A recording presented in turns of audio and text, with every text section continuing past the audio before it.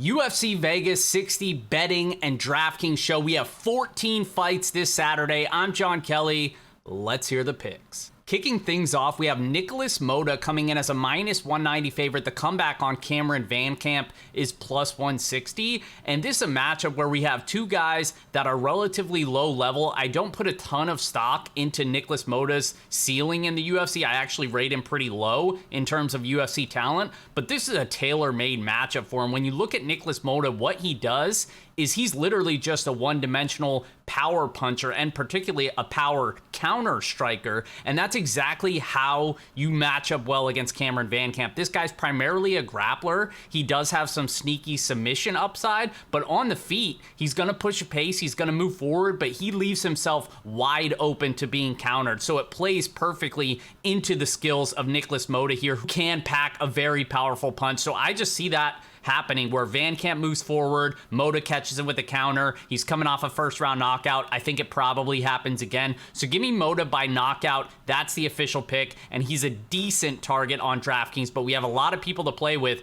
14 fights on this slate.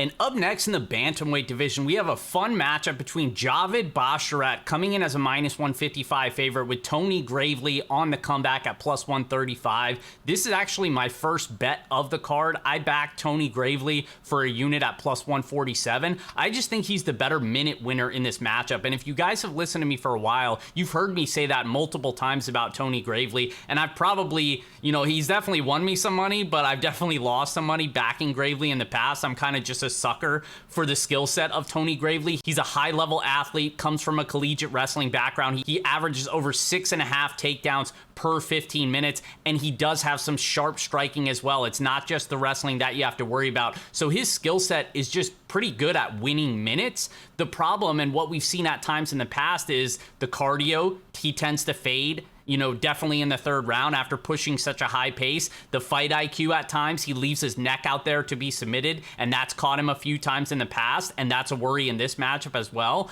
And the durability, we've seen this guy clipped on the feet as well. So there are concerns. It's not like he's a rock solid stud, but at the same time, you're giving me close to +150 to back the guy who I think is a better consistent minute winner here. I'm going to take that shot every single time. And on the Basharat side, I think this is just a sell high spot on him where he has a difficult opponent and he's coming off beating a complete scrub on Contender Series, a lot of hype there, and then looked great against Trevin Jones. But let's be honest, Trevin Jones is not at the level of Tony Gravely in really any skill set of mixed martial arts. So I'm just not convinced that Basharat is going to look as good as he has in the past. He's solid enough in his own right, has some sharp striking. I actually expect him to be the quicker fighter on the feet, but I do think that Gravely carries more power, and I do expect Gravely to be the one more likely to land multiple takedowns here, end up in dominant position on the mat. You just have to worry about him in the scrambles, and that's where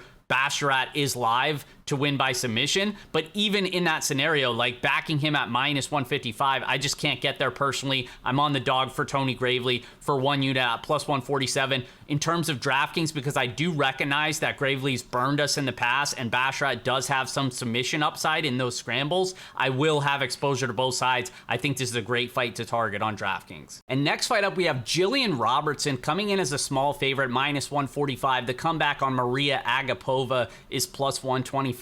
And this is a really fun matchup because I feel like a lot of times with Jillian Robertson, it's so easy to cap her fights because it's like if she's fighting somebody that's more physical than her, that's able to keep it on the feet, she's really just a sitting duck in terms of the striking. And yes, she's shown off a little bit of her improved striking, I guess you could say, and it has looked a little bit better. But at the same time, like if you're relying on her to cover a favorite price tag and you expect the fight to play out more in the striking, I think that's probably a bad bet. Fortunately for her, in this matchup, Agapova, yes, she's going to be the longer fighter. She's going to have a clear striking advantage, but her biggest weakness has always been her inability to defend the takedown. She defends at just 42% in the UFC. She was taken down and dominated in that Marina Moroz fight. She was taken down once or twice by Shayna Dobson when she lost as a big favorite as well. This has been a reoccurring issue for her. her. So even though I don't rate Robertson's wrestling super high level, I do think she's going to be able to get takedowns here, even losing the striking exchanges.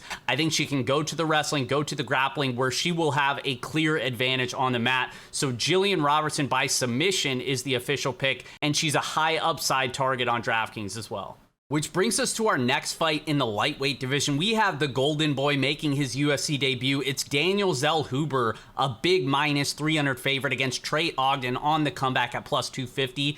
And I'm a big Daniel Zellhuber guy. You guys know this if you followed me for a while. I was pumping him up coming into that Contender Series matchup against Lucas Almeida. He looked great in that fight, and that win has aged well as Lucas Almeida ran through Michael Trezano earlier in his UFC debut as well.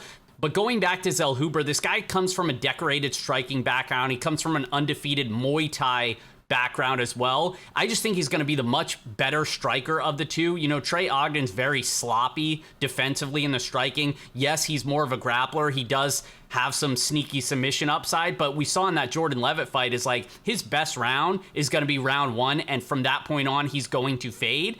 And on the Zellhuber side, again, I just think he's a much better striker. I think he's going to pick his spots. I think he can hurt Trey Ogden on the feet. And his defensive grappling, I think, checks out. You know, at times on the regional scene, years ago was really when we saw him vulnerable to being taken down and controlled on the mat. He's a brown belt in Brazilian Jiu-Jitsu. We saw him defend a couple takedowns against Lucas Almeida, who's a brown belt as well. I think his defensive grappling checks out here. He's able to keep the fight on the feet and get the better of Trey Ogden and potentially get a late finish as well. So give me Daniel Zellhuber. I think the Golden Boy keeps that 0 on his record this weekend. Next fight up, Loma Luke Boonmay coming in as a minus 205 favorite. The comeback on Denise Gomes is plus 175. And this is a fight that I honestly think you can cross up in terms of DraftKings and really in terms of betting. The only look that I'd look at is the over 2.5. I think that's actually a decent parlay piece.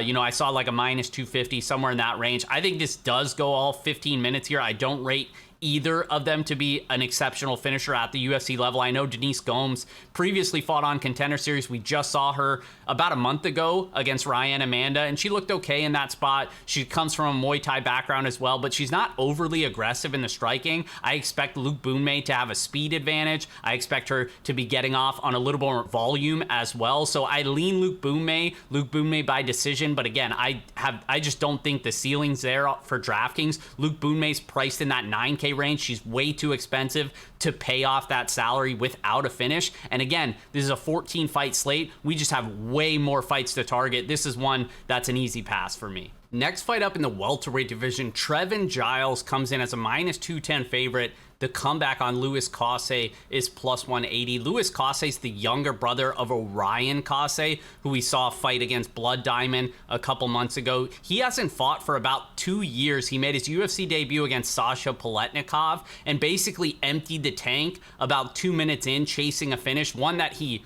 almost had, and then ended up gassing out horribly, got finished later in that fight. But that's really the story of his career. This guy is a round one fighter. Up to that point, he was, I think, 7-0. All 7 wins came inside the first round, and only 2 of them lasted longer than a minute. So he's never had to be pushed outside of that first round. So it was a good test for him in that debut. Now he's had a long layoff to maybe shore up some of that cardio. But at the same time, I just think that's who he is as a fighter. He's a very powerful guy, much more aggressive than his brother. And I expect him to come out here fighting fast, fighting aggressive against Trevin Giles, who now is coming off of 2 straight first round knockout losses. Giles is just never a guy that I want to back as a big favorite price tag here. So I'm obviously interested in the dog on DraftKings. Louis Cosse, if he wins, it's typically coming in round 1, especially against Giles, who's historically been untrustworthy and has been finished in all 4 of his professional losses. So Louis Cosse comes with a lot of risk,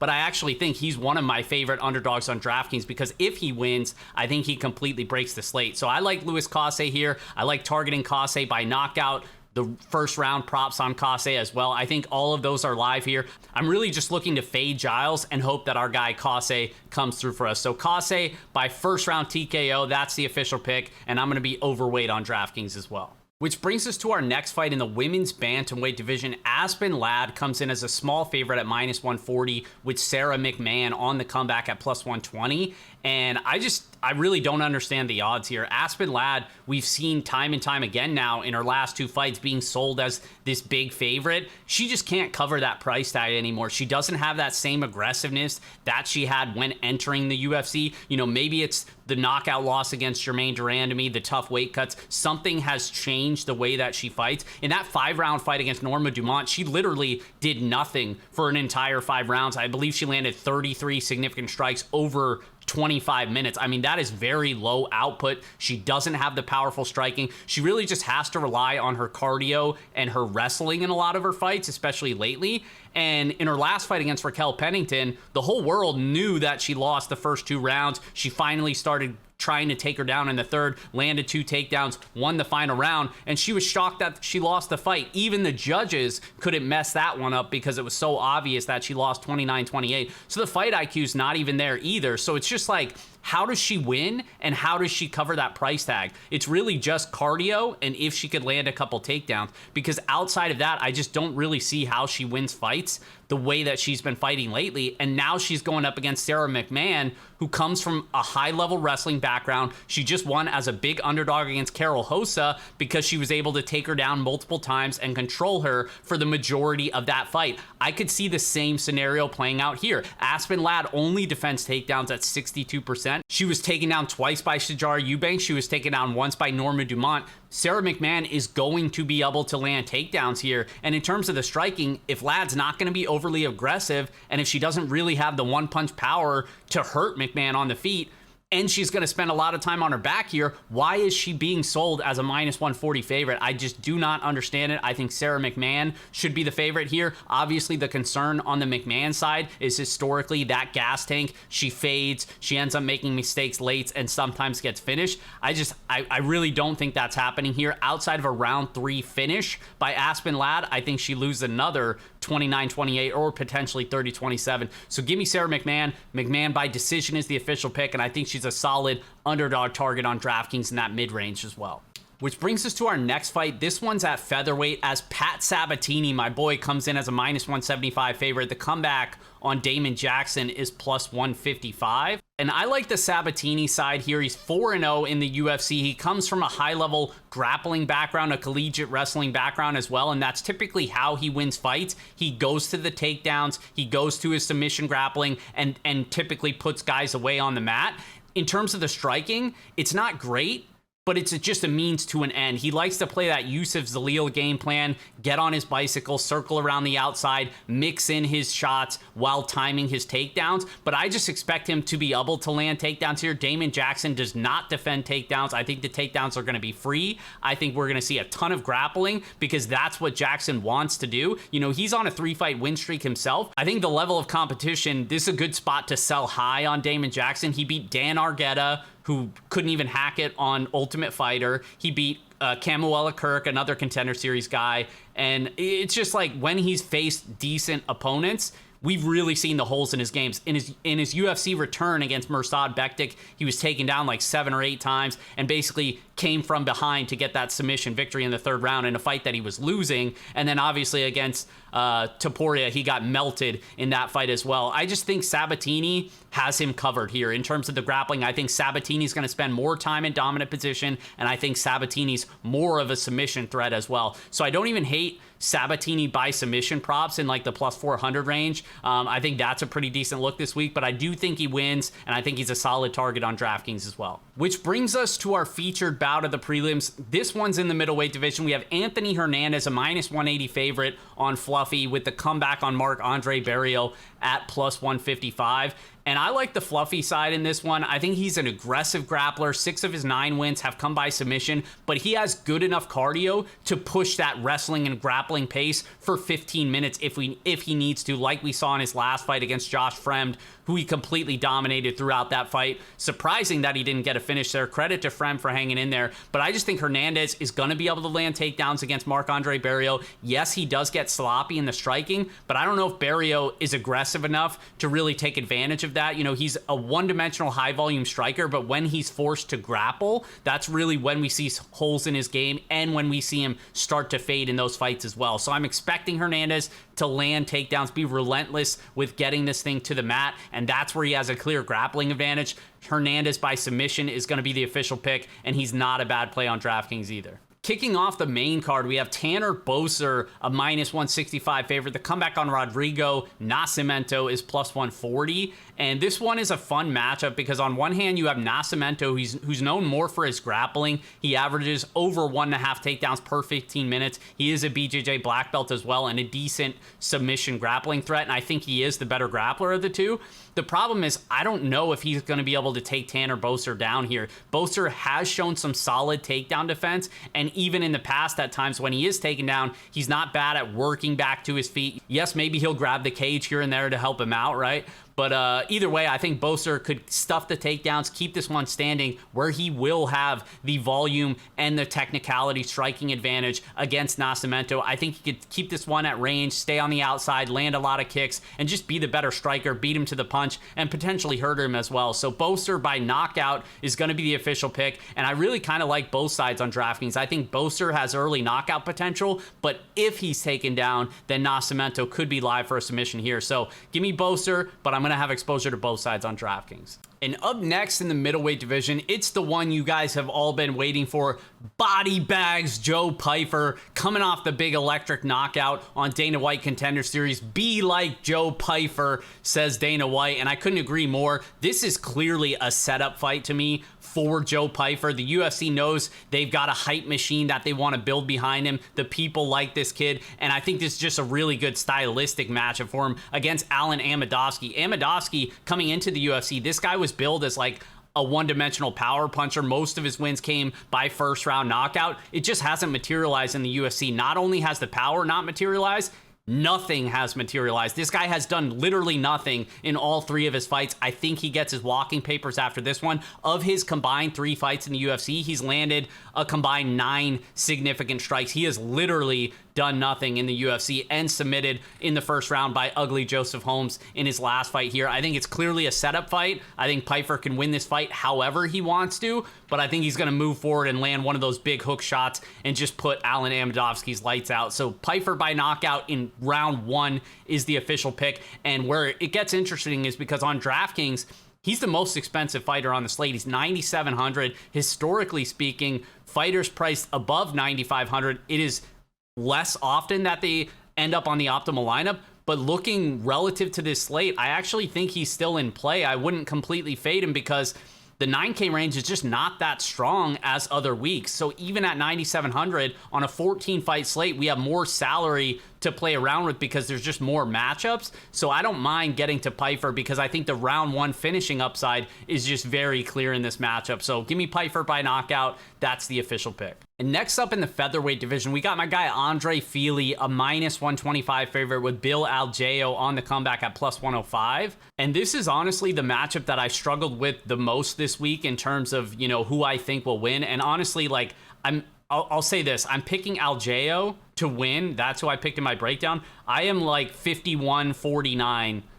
Like, that's how I'm leaning in terms of a confidence level. I think this is going to be a very close fight. You know, the way these guys match up, Aljo is probably going to be throwing more volume on the feet, you know, but he is susceptible defensively to eat some shots here. Fili works behind a strong jab, mixes in the leg kicks well, that I think he could have success here, and averages 2.5 takedowns per 15 minutes. And we know Aljo can give up the takedowns here, can spend some time on his back, but he is generally pretty good at sweeping, getting up, you know, reversing positions. I think that's live as well. And if I think he's going to be landing more volume on the feet, that's where it's like, it's so close. You know, these are really thin edges when trying to predict who's going to win this fight. So I don't have a bet on this fight. I really think it's going to be super close.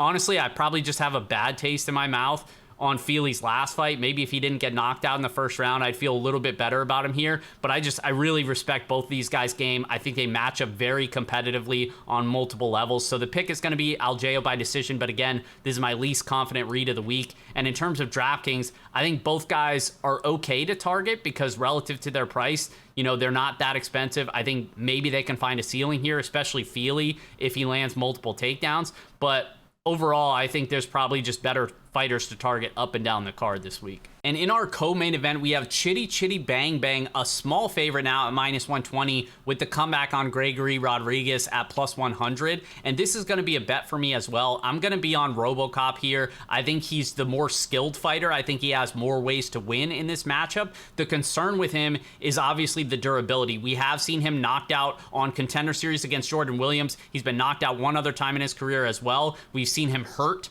at times in fights as well, even though he wasn't knocked out. So the durability is concerning, but I do think he's the more skilled fighter. And I think, again, I love to sell high on these guys where we see a ton of hype and they're just being a little bit too respected in the betting market. And I think that's where Chitty and Njokuani is at now. Don't forget, this guy was a dog to Mario Souza on Contender Series last season. And obviously, that was wrong in hindsight. He dominated that fight, ended up getting the 3rd round stoppage. He's looked great in the UFC, but it's all been 1st round knockout finishes. And yes, he does have that big one-punch power, but I still have concerns with his defensive grappling. I still have concerns with his cardio as well. And I think Gregory Rodriguez could potentially take advantage in multiple areas there. He can land takedowns in this fight. He averages around 2 takedowns per 15 minutes. I think he could probably have better cardio as the fight goes on against Chitty Chitty Bang Bang. He just needs to avoid the early power shots. So it's a competitive fight, but one where I think I'm getting the more skilled fighter who has more ways to win at a slight underdog price tag. So give me Rodriguez by knockout. That's going to be the official pick, and this is another decent fight to target on DraftKings in that mid-range. Which brings us to our main event with Corey Sandhagen, a -190 favorite with Song Yadong on the comeback at +160.